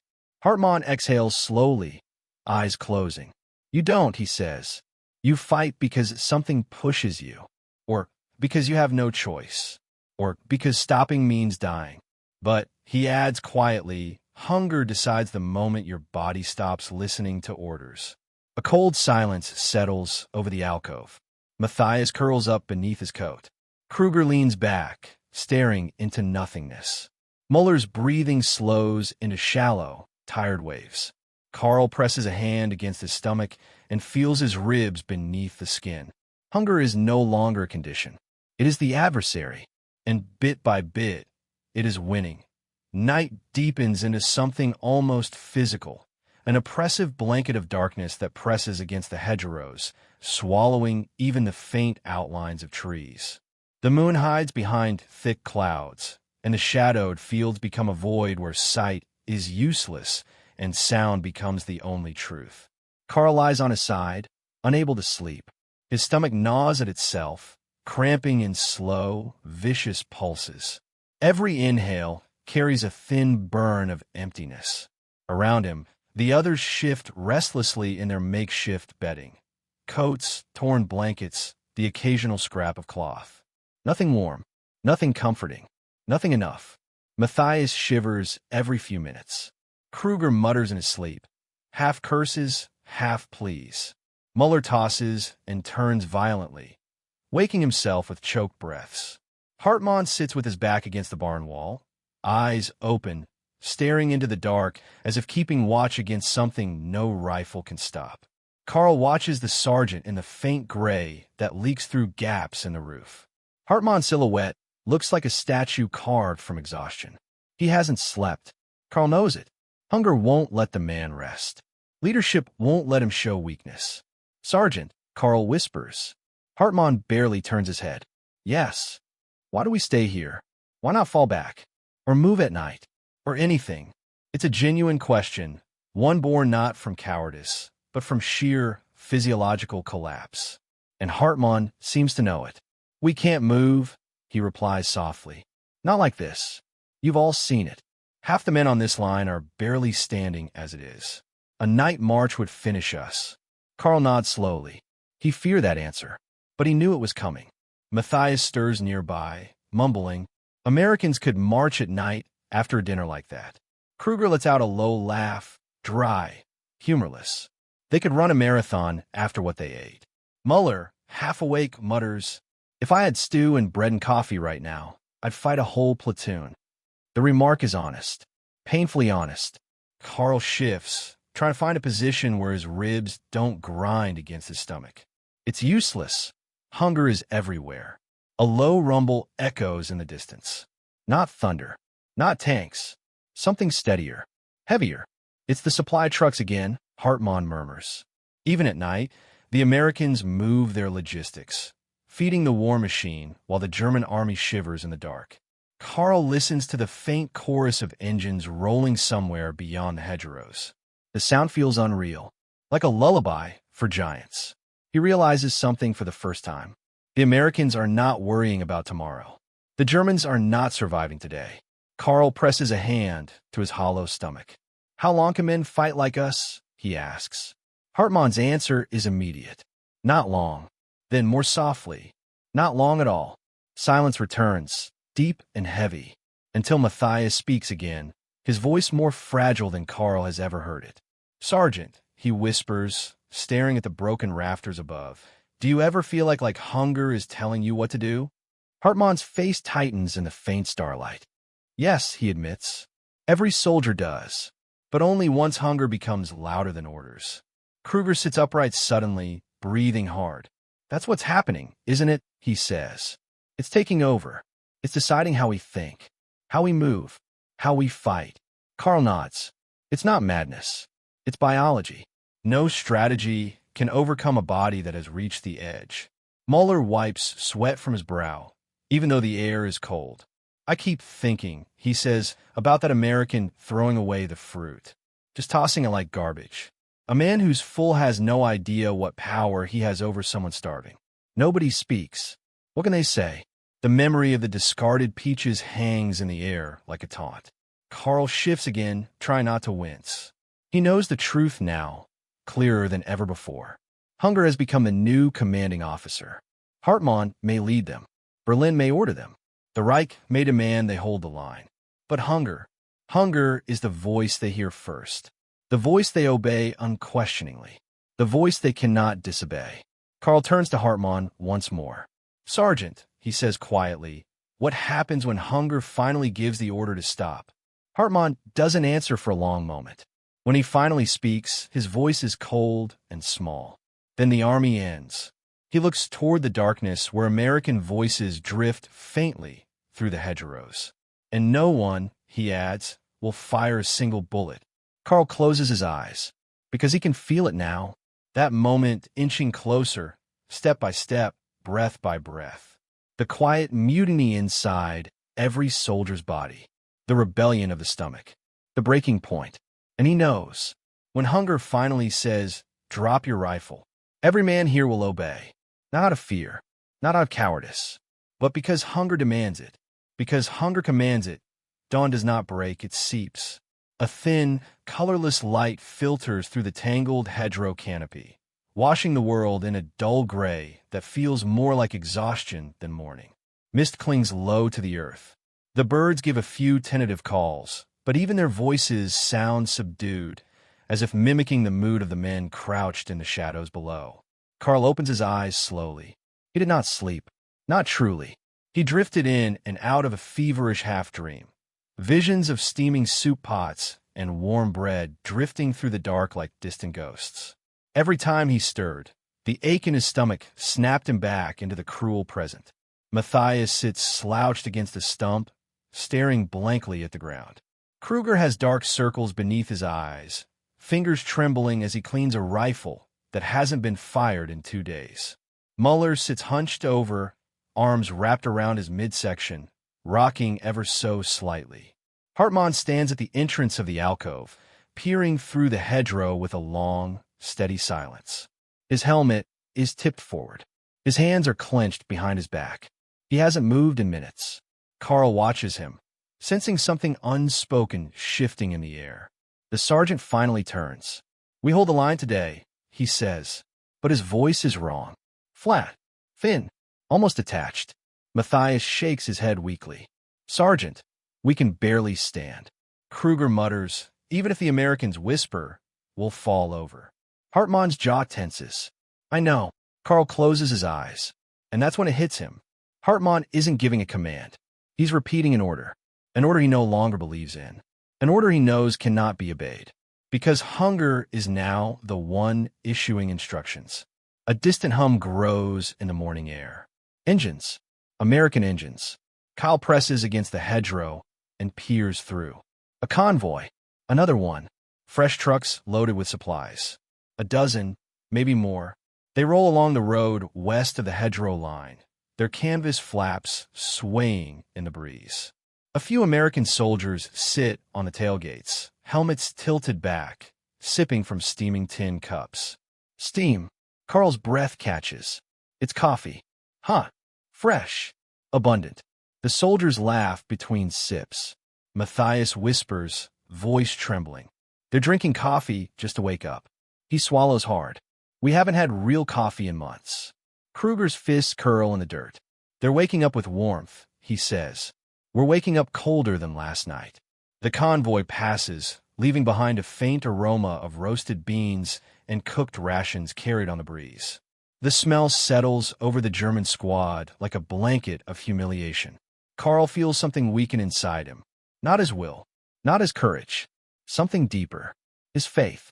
The belief that the Wehrmacht could outlast, outfight, or outmarch this enemy fades like fog under sunlight. How do you defeat a nation whose soldiers start the day full while yours begin every morning already defeated by their own physiology? Hartmann steps back into the alcove. He kneels before the squad. His voice softens, quiet, almost fatherly. "Listen to me, all of you." They look up. This war isn't going to be decided in this hedgerow, or by our rifles, or by anything we do today. No one interrupts. Hartmann continues. "It's being decided out there." He points toward the road where the American convoy vanished. In every truck filled with food, every crate delivered on time, every warm meal served to their men. He lowers his hand, and in every empty stomach we carry. Matthias nods slowly, understanding like a blade sliding through him. Kruger lets out a long, broken sigh. Muller wipes his eyes with the sleeve of his coat. Carl feels his chest tighten. Because there it is, spoken aloud for the first time. They're defeated already. Not by battle, but by biology. Hartmann continues in a low, steady tone. "There will come a moment today when each of you will feel weakness take over. When your body won't obey you. When lifting your rifle feels like lifting a stone." He looks each man in the eye. "When that moment comes, I want you to know it is not your fault. You are not cowards. You are not failing your country. Your country has already failed you." The words hit like hammer blows. Carl can't breathe for a second. Matthias looks away, blinking rapidly. Kruger's jaw clenches so tightly his teeth grind audibly. Muller closes his fists until his knuckles turn white. Hartmann finishes with a whisper. Hunger isn't a wound. It's not something you can fight. Hunger commands. Carl feels the truth settle into him with terrible clarity. The war will not end today, nor tomorrow, nor in any single battle. But for them, for this squad, something is ending. Their belief, their confidence, their resistance to the quiet mutiny inside their own bodies. Carl rises on shaky legs because he feels it. He is not marching toward the front line today. Hunger is, and he is merely following behind. The squad moves out as the pale morning light sharpens into full day. It isn't a march, nothing that coordinated. It's more like a slow, uneven drift through the hedgerows, each man held upright only by habit and muscle memory. Their rifles feel heavier than before, like iron beams pulling at their shoulders. Carl's legs tremble constantly. His vision blurs at the edges. Even the air feels thick, as if every breath must be dragged into his lungs. Matthias stumbles twice before they even clear the alcove. Kruger leans heavily on his rifle, using it like a crutch. Muller keeps rubbing his stomach, whispering to himself, whether prayers or curses, Carl cannot tell. Hartmann leads them, but his steps are slower now, less certain. Not out of fear, not hesitation, but the simple weight of a body trying and failing to generate strength it no longer has. The hedgerows open into a small clearing with a low ridge on the far side. The ridge overlooks the shallow valley where the squad is supposed to hold the line. Somewhere beyond the trees, American movement hums steadily. Voices, engines, mess kits clanking. Matthias pauses, swaying slightly. "Sergeant," he murmurs. "My legs, they don't feel like legs anymore." Hartmann turns, his voice soft but firm. "Hold the line, Vogel. Just a little more." Carl hears the emptiness in those words. Hold the line. What line? The line drawn in the dirt. The line drawn in their orders.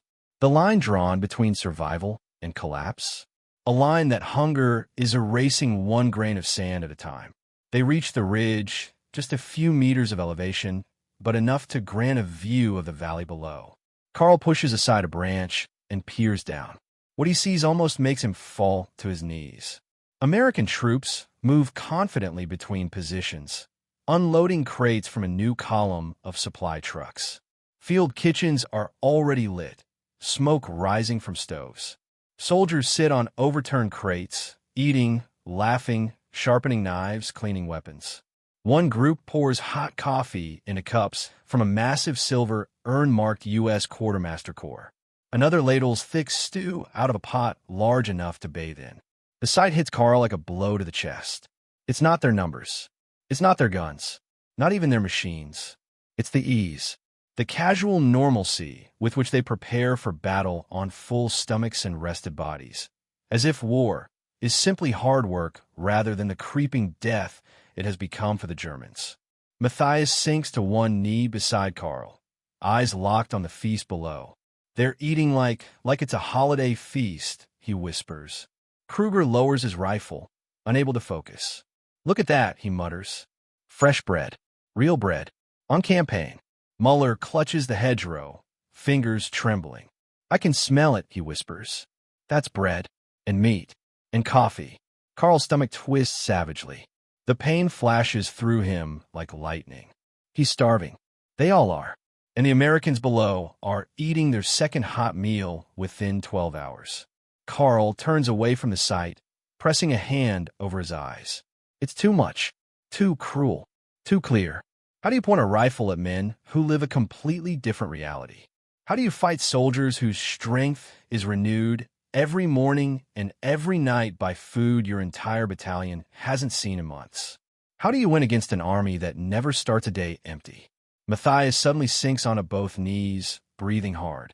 "I can't," he whispers. "Sergeant, I can't. I can't stand.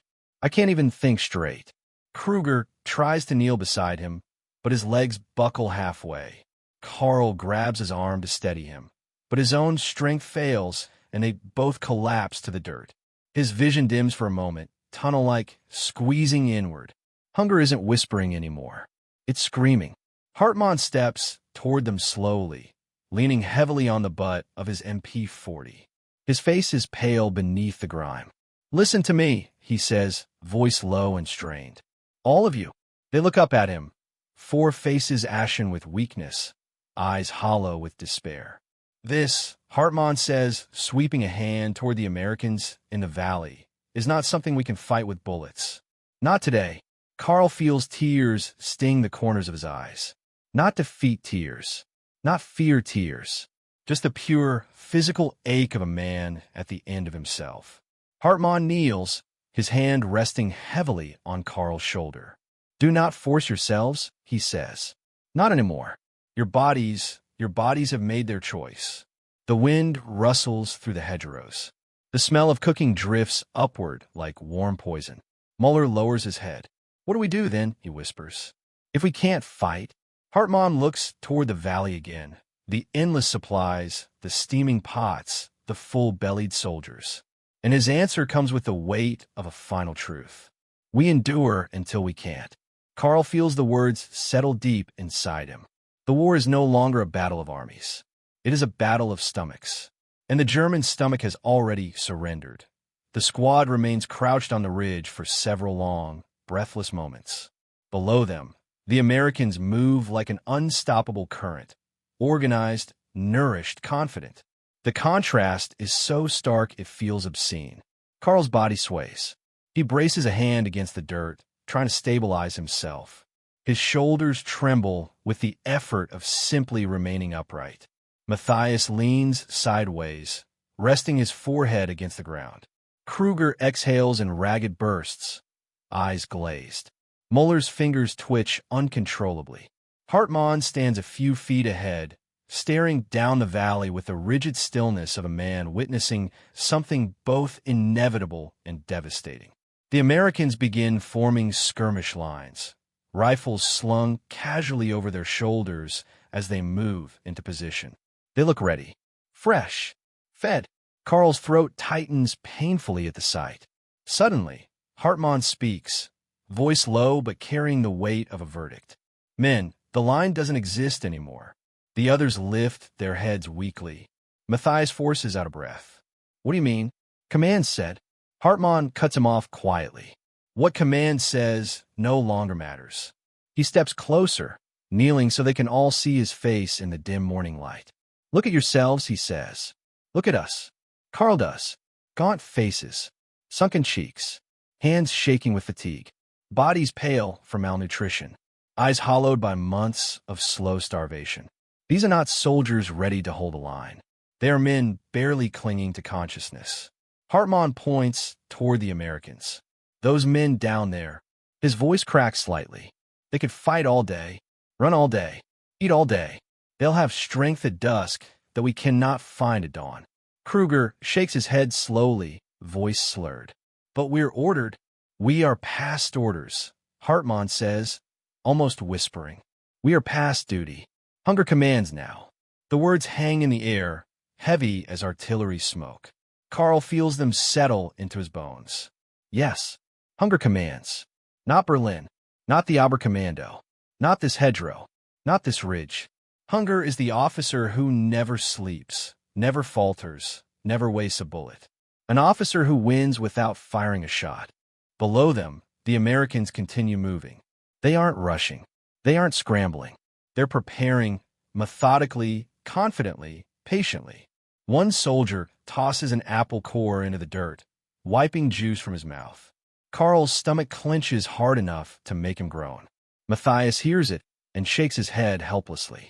We can't fight this, he mutters. Not with empty stomachs. Not with arms that feel like sticks. Muller wipes sweat from his brow. I can't feel my fingers, he croaks. How am I supposed to pull a trigger I can barely hold? Hartman lowers himself to sit among them, exhaustion soaking through his uniform. We won't pull triggers today, he says quietly. Not unless they come up this ridge. And even then I'm not sure we can. Carl's breath hitches. So what do we do? He asks. Abandon the position? Retreat? Surrender? Hartman's eyes flicker, pain, shame, pride, fear all tangled. We don't move, he says. We sit. We can serve. We exist. Matthias looks at him, confused. Exist. Hartman nods. Yes, because that's all we can do. A sudden American shout erupts from below. A sergeant calling out orders as the front-line companies begin forming up for the day's push. Boots march. Metal clanks. Engines rev. Men laugh. The normal sounds of an army that has already eaten. Carl feels a soft tremor ripple through his body. He is starving.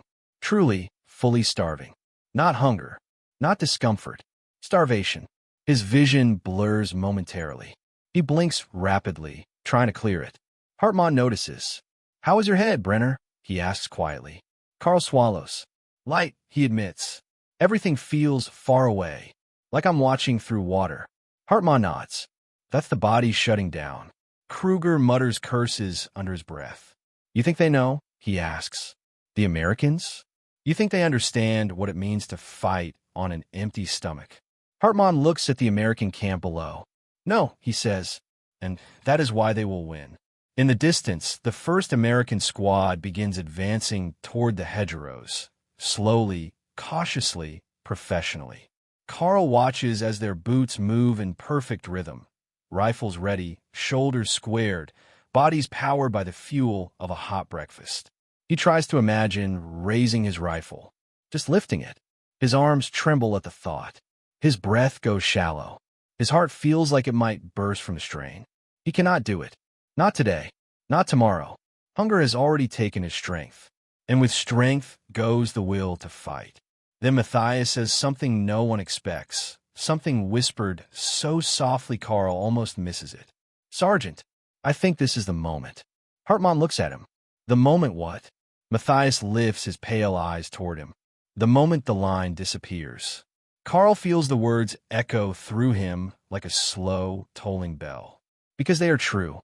Not because they chose to abandon the line. Not because of cowardice. Not because of mutiny. But because the line has already vanished beneath their feet. It was erased by empty stomachs.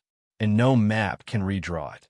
The American skirmish line advances steadily toward the hedgerows, a wall of helmets, rifles, and coordinated movement that feels less like an attack and more like the inevitable ticking forward of time. Their silhouettes grow sharper against the valley light. Their equipment clinks with energy. Their steps fall in confident rhythm. Carl swallows hard. His mouth feels as dry as the hardtack he ate yesterday.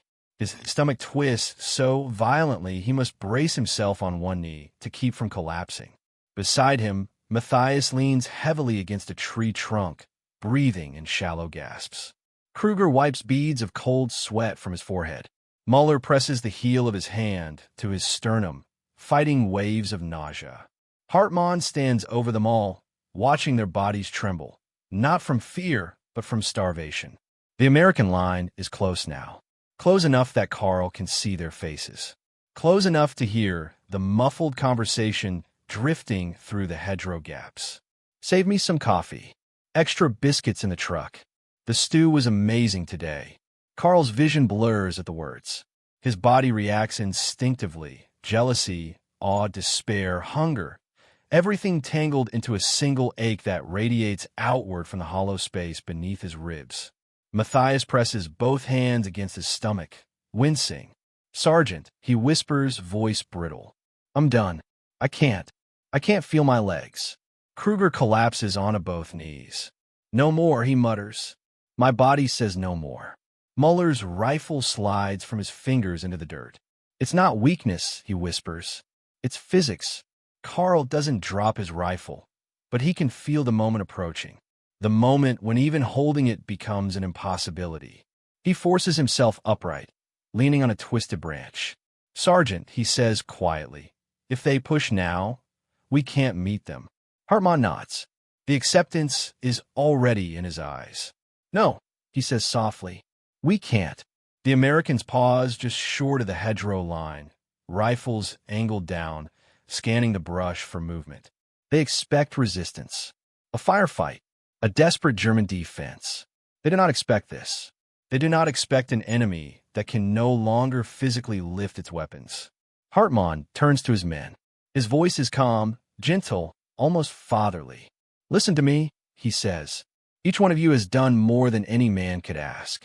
You have marched, fought, starved, endured. You have given everything." Matthias nods weakly, eyes glazing. Kruger lifts his head, but only barely. Hartmann continues. What happens today, what happens now, it is not defeat. He pauses. It is surrender to reality. Carl feels the words land like a stone in his gut. Reality. Not enemy fire. Not tactics. Not cowardice. Reality. Reality that no soldier can fight without strength. Reality that no stomach can be ordered to obey. Reality that hunger is the ultimate general. The American line edges closer, slow, careful, methodical.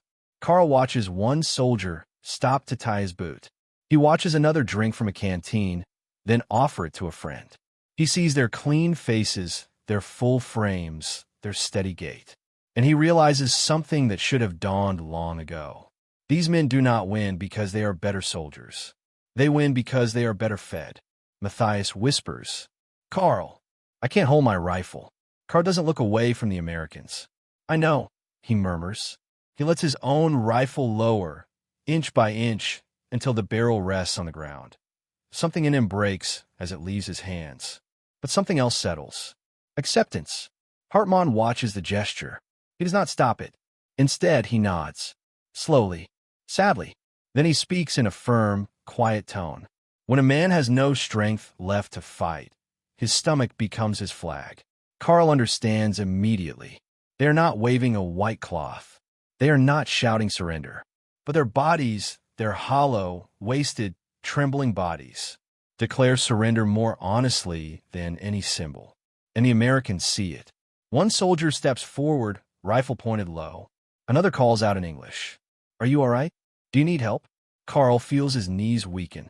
Not from fear, not from shame, but from the sudden, overwhelming relief of knowing the fight is over.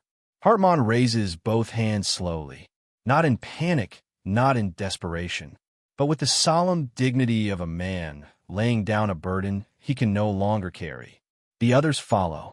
Kruger, Muller, Matthias, and finally Carl. Their empty hands rise. Their rifles lie in the dirt.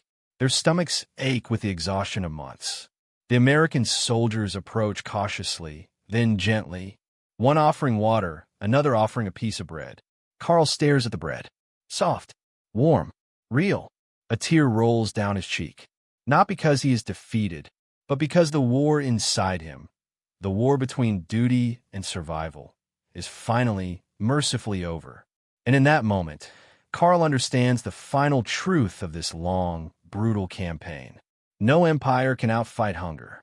No soldier can outmarch an empty stomach. No nation can win a war it cannot feed. His hands tremble as he accepts the bread. For the first time in months, warmth returns to his body. Not from fire, not from courage, but from food. The American soldier nods kindly. "You're safe now," he says. Carl closes his eyes.